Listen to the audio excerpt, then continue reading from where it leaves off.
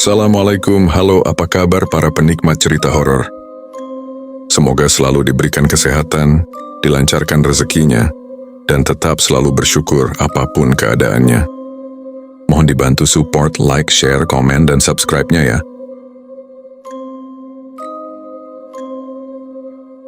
Sugi yang terus menangis membuat bingung para pendaki. Para pendaki berusaha menghubungi pos di bawah tapi tidak ada sinyal. Ada yang berusaha memeriksa tas Sugi. Mereka tercengang melihat kartu perpustakaan milik Sugi di situ tertera SDN 02G di Suli Tawangmangu Karanganyar. Sementara itu, keadaan di desa Sugi mulai riuh. Orang-orang pada membawa kentongan dan senter mencari di seluk-beluk gunung dan lereng, hingga penjuru desa. Terlihat Uti Sugi yang lemas menangis meratapi cucunya yang hilang. Tadi udah pulang sekolah belum, Mbah? Tanya seorang warga. Dari siang, belum pulang. Jawab Utinya Sugi lemas. Mbah, Mbah. Teriak seorang warga tergopoh-gopoh membawa sebilah parang. Saya temuin Mbah di atas lereng. Ini punya Mbah bukan? Ucap seorang warga menunjukkan sebuah parang. Uti yang melihat parang itu memang miliknya, lalu menangis sejadi-jadinya. Dengan suara terbata-bata Uti menjelaskan bahwa kemarin Sugi melihat hantu di rumpun pohon bambu. Saya sudah melarangnya kembali ke situ. Ujar Utinya lirih. Warga berspekulasi bahwa Sugi digondol kolong wewe atau wewe gombel. Pak RT berusaha menyuruh seorang warga untuk menemui kuncen Gunung Lawu, menanyakan perihal hilangnya Sugi. Sabar Mbah, berdoa saja semoga Sugi nggak kenapa-napa. Ujar Pak RT kepada Uti Sugi. Di lain sisi gunung lainnya, tepatnya di Gunung Cikuray, Sugi yang masih terisak sambil menggenggam segelas teh hangat, mulai sadar bahwa dia dibawa terbang oleh makhluk besar berbulu tadi. Tapi dia enggan menjelaskan kepada para pendaki. Dia lalu meraba saku celananya. Masih ada. Pikir Sugi, 3 batu yang ia temukan dari dalam bambu. Dia ingat setelah ia menggigit batu berwarna hitam, dan dia diterbangkan kemari. Gimana kalau batu lainnya yang aku gigit ya? Pikirnya dalam hati. Sugi mulai ingat makhluk itu menanyakan, "Kemana Tuan?" Berarti ia bisa mengantarkanku kembali ke rumah. Pikir Sugi. Dik, Dik. Bau Sugi digoyang-goyangkan oleh salah satu pendaki. Iya Om. Kenapa? Gimana caranya kamu ke sini? Nggak tahu Om. Tiba-tiba saya sudah di sini. Malam semakin larut, cuaca dingin menusuk tubuh Sugi yang kedinginan. Di dalam sebuah tenda bersama 4 orang pendaki. Sebagian pendaki sudah tertidur pulas, dan ada pula yang di luar tenda berjaga dekat api unggun. Om, jam berapa sekarang? Loh kok belum tidur, Dik? Ini udah jam 2 malam. Nggak bisa tidur Om. Ya udah, pokoknya tetap di dalam tenda, jangan keluar. Dingin banget cuacanya. Sugi pun kembali ke tenda. Lalu ia merogoh saku celananya. Diambilnya batu berwarna hitam yang ia temukan. Sugi berusaha memantapkan hati untuk tidak takut. Aku cuman harus bilang Gunung Lawu.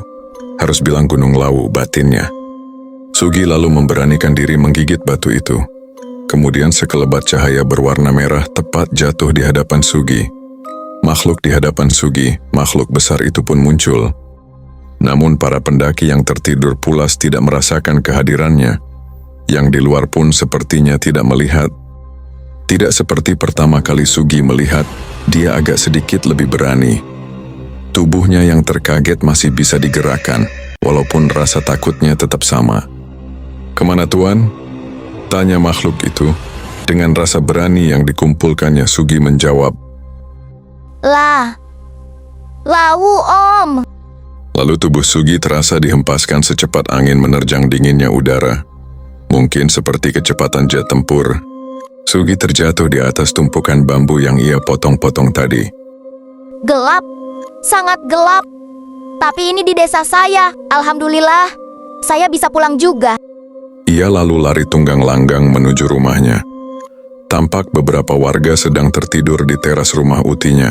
Ada apa batin Sugi? Seorang warga yang terbangun melihat Sugi, lalu berteriak, Itu Sugi. Mbah, Mbah, Sugi, udah pulang. Para warga pun terbangun dan merasa lega.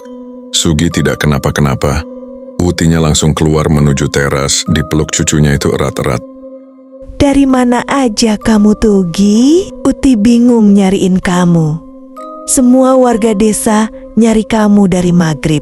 Ucap Utinya sembari menyeka air matanya. Para warga yang berada di situ hilang kantuknya dan pada duduk di teras, seraya meminum kopi. Dalam hati mereka ingin sekali menanyakan Sugi, dari mana dia, apa yang sudah terjadi. Akan tetapi merasa tidak enak dengan Utinya yang langsung membawa Sugi masuk ke dalam kamar. Esok paginya, kediaman Utinya dipenuhi warga. Mereka mendengar bahwa Sugi sudah ketemu. Semua warga berdatangan berkumpul hanya ingin tahu dan penasaran apa yang sudah terjadi dengan Sugi. Gi, hari ini kamu gak usah sekolah dulu.